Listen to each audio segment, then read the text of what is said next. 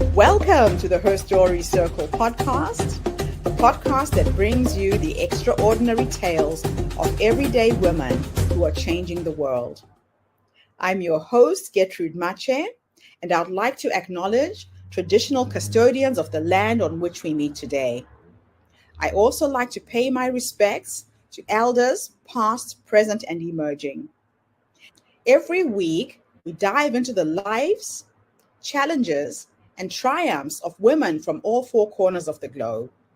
We're here to inspire, enlighten, and connect, sharing stories that uplift and empower. So grab a cup of coffee, settle in, and join us as we explore the incredible journeys of women shaping our future. This is Her Story, where every woman's voice matters. Hello, everybody, and welcome back to the Her Story Circle. This is Gertrude Mache here in beautiful Melbourne, Australia. And today I am graced with the presence of yet another fascinating young woman. Welcome, welcome, welcome to our tribe. Please tell everybody your full name, where you're based, and share your story with us today.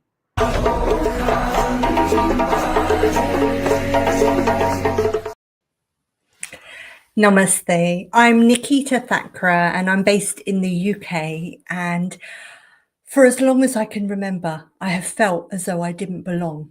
I remember being a child sitting in the school library by myself while all my friends were on the playground, doing normal childish things, but I've always felt this emptiness inside, and the burning question that was always on my mind as a child was, who am I? And this question followed me into my teenage years and even into my adulthood, when I could no longer ignore it anymore. And so when I was 16, I made the very brave decision of changing my name. Yeah, that's right. I wasn't born with the name Nikita. I changed my name because I felt like I didn't fit into the identity that I was born with. Have you ever felt that way? And then when I was 18, I decided to go against the norm and my cultural conditioning, and I chose not to go to university and instead to go to India by myself, my motherland. My parents were born in India, but I was born in the UK. And so this was a very brave step for me to decide that I wanted to go by myself and live there. I ended up staying there for 10 years. That's right, 10 consecutive years. I was there finding myself. Now, these were the days before smartphones, before internet, and I was just immersed in my own self, getting to know who I am through the medium of Indian classical dance, yoga, meditation. And it was through these mediums that I started to finally answer the question that had been on my mind all my life: who am I? But then a second question arose. Why am I here? Why am I here on earth? And it was through these practices that I started really understanding and accepting myself, not just theoretically, but internally. And so when I came back from India, I decided that this was knowledge that I could not keep to myself. So I decided to set up my own training school. One student led to two led to 10. And before I knew it, I had 100 students, children, teenagers, and adults wanting to learn, not just learn the modalities of dance, yoga, meditation, but learn the answer to this question: who am I? After that, I ran a thriving studio. Everything was going well, and on paper, I looked successful. I was even achieving national recognition and awards. But internally, I started to feel that emptiness again. And no matter what I did, I couldn't shake it off. And then, unfortunately, I ended up becoming very sick, and I had to have a major lung surgery. Now, this was a period of grief because I was having to let go of a version of me that I thought I'd finally come to know and love. But there I was now faced with a new challenge. And so after my surgery, I was then given a diagnosis of a chronic autoimmune condition. I was healthy. I was a vegetarian. I was a non-smoker. How was this possible? How could this be happening to me? This was going through my mind. I ended up isolating, once again, retreating to find answers to these questions. Why me? But instead of becoming a victim of my circumstances, I decided to turn them around. Doctors had given me a prognosis of about 5 years to live. 5 years. So I thought to myself, what am I going to do over the next 5 years so that I can make impact, so that I can leave this world in a better place? If I have to go early, that's okay. But what can I do now? And that's when I started finding energy healing, neuro-linguistic programming, and a whole new world opened up for me. Suddenly I went from feeling lost and stuck to feeling like I had hope and purpose. Neuro-linguistic programming helped me to reprogram my subconscious mind. So I no longer saw myself as a victim, but instead I became empowered by my circumstances. Energy healing helped me to heal myself. My chakras, my energy channels started to clear, and years of blockages started to get eliminated from my system. And then during the pandemic, I felt like I couldn't just sit back and watch people around me suffer. People were struggling with uncertainty. They wanted to know when the lockdowns were going to end. And I thought, this is what I've been through before in different circumstances, but this is exactly what I have done. I've navigated this journey for myself, and now I can navigate it for others. And then Journey with Nikita was born. It's since then been an absolute blessing to be able to take people from darkness to light. When I meet clients, they're in a space where they can't see any hope. They can't make meaning of their circumstances. They're wondering, why did this have to happen to me? This wasn't fair. What is the point of existence? And then through my coaching and mentoring, I take them on that journey where I gently hold their hand and show them the light, that everything has to happen in this way, because we are all on a journey from karma to dharma. And that's the global movement that I'm pioneering. Karma is our patterns, and dharma is our purpose. So when we let go of our patterns and our programming, that's when we step into the truth of who we are, our soul's essence. You know by now, you are a soul in a human body. But why are you here? What's the meaning? And through my journey, I help people slowly start to find those answers for themselves. I don't give anybody the answers. I simply facilitate. So it's been a real journey for me, taking people on this process. I like to think of it as a bridge that we're crossing. And this year in 2025, I had to make a very difficult decision. As I said, my dance and yoga studio was thriving. I was earning awards and accolades. I was well respected in my industry. But I had to decide that if I'm truly going to be living my Dharma, then I need to be an example of somebody who's crossed over that bridge. And so, would you believe it, that earlier this year, on my 40th birthday, I decided to step back from my dance school and close down my studio. People around me couldn't believe it. They were like, what are you doing? Why are you doing this? You know, this is a hub. Children need this space. People grow up here. The memories that were created there were priceless. But I had to follow my calling, that I have a global mission.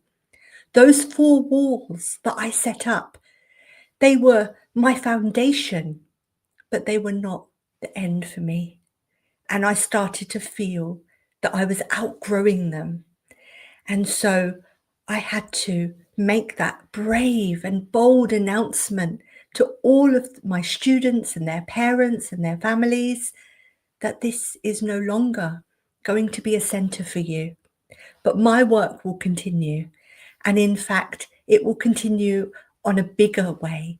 I'm in the process of scaling my brand because I know that people all over the world, regardless of where they're from, what religion they speak, what color skin they have, they are all on this journey. Eventually, everybody is going to need to cross the bridge from karma to dharma. And I'm so grateful that I'm a pioneer of this movement. I've seen hundreds of men and women benefit and transform from this process. And I feel so blessed to be living in alignment with my dharma. Wow, Nikita, what a journey you have been on. You know, just from the beginning of listening to your story and the impact of your name, it takes me back to how we name children in Africa. We actually believe that some names will take to the person's soul or not. Wow. So I was named after my grandmother. My grandmother had 34 grandchildren, but one of her very first grandchildren was also called Gertrude. Wow. And her name didn't take. So she's called Coletta. So she had two grandchildren with her name. Didn't work on my cousin, but it worked on me. So I it's love very that. interesting that you didn't feel like Yeah. you in that name and you Yes. made the choice to change that. I absolutely love it. Yeah. Now, what does belonging mean to you? And how has your understanding evolved over time? So, as I say, I never felt like I belonged, but that's because I was looking externally. I was looking to my friends at school, I was looking at the local temple, I was looking to other communities to give me that sense of belonging. But I actually only found that when I went inwards. And that's why it was so important for me to spend that time that I did in India, because I was away from everything. And so what I did is I stripped back the labels. For that period of time, I was no longer a sister, a daughter, all the, even a woman. Once you go back and you take everything off, all the masks, all the hats that we wear, we get Yeah. back to our true essence. And so for me, belonging is actually a journey of unbecoming and then becoming. Wow. Now, can you take us back to that pivotal day on World Mental Health Day? What shifted inside you in that moment? So it was actually just before the pandemic, and I was feeling like I had started to reach my potential in running my dance and yoga studio. I was good at what I did. As I said, I got awards. Everything was pretty much really working well for me. And so I was feeling this void within. And it was World Mental Health Day, as you rightly say. And I was lying in bed. I was just having a nap. It was in the afternoon. And I turned the TV on, and there was a man there, and he was speaking about mental health. And I don't know why, but I just suddenly got very angry. And I'm not an angry person. I hope you can tell I'm quite a calm person. But suddenly I got this rage of anger, and I couldn't understand where it came from. And it wasn't him, it wasn't the TV, it wasn't the situation, it was me. It was me. I was feeling like, why am I here? What am I doing? There's so much more potential for me. And that's when I really started looking into what other modalities I could bring into my brand. That's amazing. Now, you've spoken about feeling successful on the outside, but empty on the inside. What do you think drives that disconnection in so many of us? I think for me, when I first started, a lot of it, probably like a lot of us, is about proving to oneself, proving to others. And so a lot of my drive in the early days of my career was to try to prove even to the industry that I was in. But then there comes a point where we look inwards and we ask ourselves, am I satisfied internally? Yes, I might have trophies in my cabinet at home. I have certificates, but is that enough for me? And then the second question is, do I have more potential? And this is a scary question to ask because most of us look for other people to tell us that we Yeah. have potential.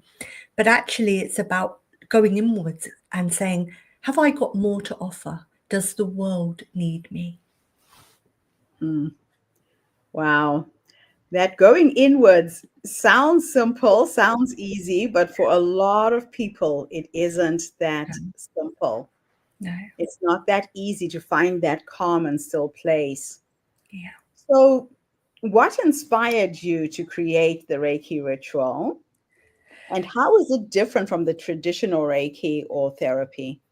So my signature treatment, Reiki Ritual, which has been trademarked in the UK, it incorporates essential oils with talking therapy and traditional Reiki. So with Reiki, normally it's a hands-on practice, but it doesn't necessarily involve touch. But my treatment does, so it's quite intensive. And the reason I created it is because I myself love touch. And when I Mm, was going through my dark night of the soul, as I call it, I was craving touch. And I remember I was going for regular massages and facials, but I wasn't coming away feeling nurtured. I felt sometimes that the practitioner was not very present and mm. they were just doing it for the sake of it. And so when I learnt Reiki, I decided to create this treatment because it was exactly what I would have liked to have had in my healing journey. I love that. So, everything you've created was based on your needs, and you saw a gap where other people were needing that as well. Yes. So, you've healed yourself from a rare autoimmune condition. What role did self belief play in that transformation? Yeah, I couldn't believe it when I had made the decision of closing down my dance and yoga studio, which, as I say, it was a very brave thing to do. And there was a big build up to it. And then shortly after that decision, I went to see my consultant and he said, there's no evidence of disease in your body. And I was completely alarmed because I was told that I would have a maximum of 5 years to live. And here I am 14 years later being told that not only am I managing my condition, but I actually don't even have it anymore. And he said, I don't know what you're doing, but whatever you're doing is working. And so what I am doing, or what I did do, was self-heal, but it's also self-belief. I believed it was possible for me. It's about going inwards, as I keep saying, and Mm, really identifying that I'm meant for more. There's a reason that God has put me in this situation, mhm. and it's up to me to make meaning of it. So, what are some of the misconceptions that people have about healing or spirituality that you would like to challenge? Most people come to me, actually, they're quite skeptical about the process. And some people think that it's a placebo effect. And, Mhm. my answer to that is perhaps it is, and that's okay. Everything's about experimenting, everything's about trying. Unless you try, you won't know. So Uh-huh. I think that's the most important thing. Just try, be open. And if you don't feel anything, that's okay. It didn't work for you. But if Yeah. you did, it can be transformational. Oh, I love that. Now, what does energy healing influence? I'm sorry, how does energy healing influence not just the body, but the mind and emotions? How does that happen? So the mind, body, soul, and energy body are all connected, as we know. And so what happens with energy healing, Reiki is only one of the modalities, there's so many others, is Yeah. we're going inwards and we're clearing any energetic blockages. I like to think of blockages as as roadblocks. So Uh-huh. if you're driving on a highway and there's roadblocks, you just simply can't go. You'll have to go round, then you'll have to do a detour. And that's the same thing with the body. So when we Right. start to clear the blocks, things just start to shift. And what we've been holding for years, stagnant energy, trauma, limiting beliefs, they suddenly start to peel away. And don't you think that some of that energy gets trapped in our cells as well? Yeah. It has to manifest in these all types of diseases that we experience. I truly believe, I'm not a medic, but I truly believe that the root cause of all medical symptoms is emotional Yeah. blockages. Wow. And emotional blockages, even doctors say, it's basically stress. So it's Mm, stress is a stagnation of energy that has energy. formed in the cells, as you rightly say, and then manifested physically. Okay. So to Wow. clear that, we get to the root cause. And that's Yes. important. And it's important to say this doesn't have to be done in person. It can be done online. Mhm. Energy travels. I can be healing somebody in Australia and they would still feel it. Now, I know you talk about authenticity. How can we begin to live more authentically, even when it feels uncomfortable? Authenticity is simply knowing yourself, loving yourself, and Mm, accepting yourself. So the first step is to get to know yourself. So many people don't know their preferences. If I ask somebody, what's your favorite color? They might say, oh, some days it's purple, some days it's blue, because they haven't actually taken the time to know their preferences. And yes. so knowing yourself is the first step. And I was lucky enough to be able to go to India for 10 years to get to know myself. But I appreciate not everybody has that opportunity. The Wow. second step is to love yourself, love all aspects of your being, even the parts that you reject. And then Mm, the third step is to accept yourself. And that means trusting that everything that I have physically, mentally, is all part of me. And so we do a very powerful exercise called parts integration. And what that does is it recognizes that every single part of my life and every single part of me, even my limiting beliefs, even my bad habits, even addictions, they're part of me. And so rather than resisting them, how can I embrace them? And actually, when you embrace them, that's when you're able to change them. oh, I like that. Wow. This is some powerful medicine you're sharing with us here. Oh, my goodness. So, what connection do you see between personal healing and collective healing? And how does one influence the other? Well, it all starts with us. We've heard that before. It's the person that we're looking at in the mirror. That's who we need to start with. It's the individual. So many people think that, what can I do? The state of the world is so bad. Every time I turn on the news, it's depressing. It starts with you. So if you heal yourself, then what happens is it creates a ripple effect, because energetically you start showing up differently for your family, at your workplace, with your children, and then that starts to create a ripple effect. So we can heal the world if we heal ourselves first. Yeah, it all starts with you. Yeah. Now, you said when we belong to ourselves, we belong everywhere. Yeah. Can you expand on that truth? Yeah, so when we belong within ourselves, so when we really, and I'm not just talking about our physical self, our spiritual self. So we said that we are a soul in a human body, living a human experience. So when I'm able to connect with my soul, not just theoretically knowing that I'm a soul, but actually feeling it, what happens is when you connect with other people, you start to see them as a soul. Yeah. And that's so beautiful.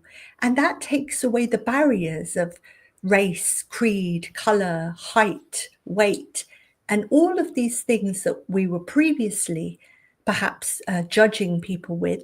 We take Yes. all of that away. So when we belong to ourselves, we belong to each other. Hmm. I love the way you think. It's just so out of the box.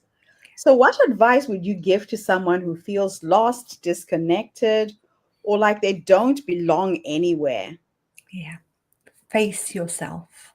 The hardest thing to do is face yourself. It's so much easier, isn't it, to go shopping, to overeat, to eat out, you know, to distract ourselves, to go out with friends, to do all of these things. But what we're doing is distracting ourselves.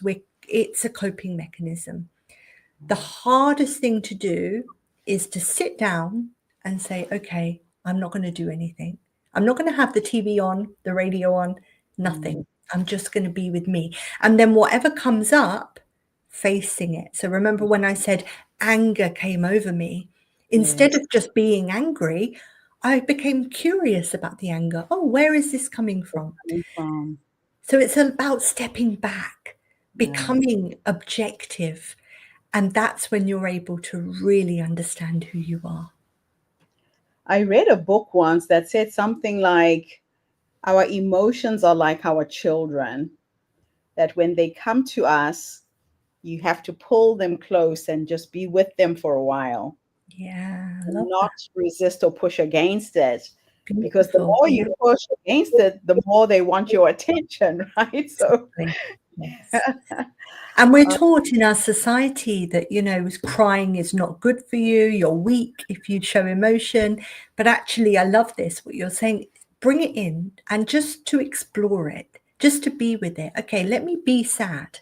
And then let me be curious about the sadness. And I often tell my clients, they think I'm mad, but I say, speak to the emotion, speak yes, to sadness, speak to guilt, speak to shame. Say, what are you trying to show me? And this mm, is based on the belief that every emotion is there to teach us something. yes. Emotion is simply energy in motion. And so rather than resisting it, embrace it. Oh, I love it. Now, I'm going to end with two questions. In the first one, I'm going to teleport you back to that young woman who was feeling lost, alienated, didn't belong. If you could go back and give her three nuggets of wisdom based on what life has taught you up until this point, what would those three nuggets of wisdom be? I think the first one would be to believe in herself. I think she was always waiting for somebody else to come and believe in her. But the first piece of advice would be believe in yourself. The second would be you can do anything that you put your mind to. And the third would be you do belong. You do belong. Absolutely beautiful. Now let's end with something futuristic where I teleport you into the future to go and meet the 90-year-old you. She's sitting in her rocking chair, surrounded by family, her dogs, her cats, whoever's with you at the end. If you could go into the future to meet this wise woman who has led you up until this point, what will you say to her when you finally meet her? I would say thank you. Thank you for believing in yourself. And thank you for following your dreams. Thank you for contributing so much to the world, for helping so many people, for healing yourself and healing others. Absolutely beautiful. Now, is there anything I should have asked you and I didn't? Especially if there's somebody who's feeling grounded, overwhelmed, and like life is chaotic right now. What are your parting thoughts? Trust that everything is happening to awaken you. The opposite side of trauma is awakening. And so it's up to you to turn your circumstances around. Just like I picked myself up out of that situation, you don't need to be a victim. You can come out of this and become empowered. And one of the ways that I did that is by writing my poetry book, Meditation Through Poetry. This is a compilation of all the poems that I've been writing since I was a child.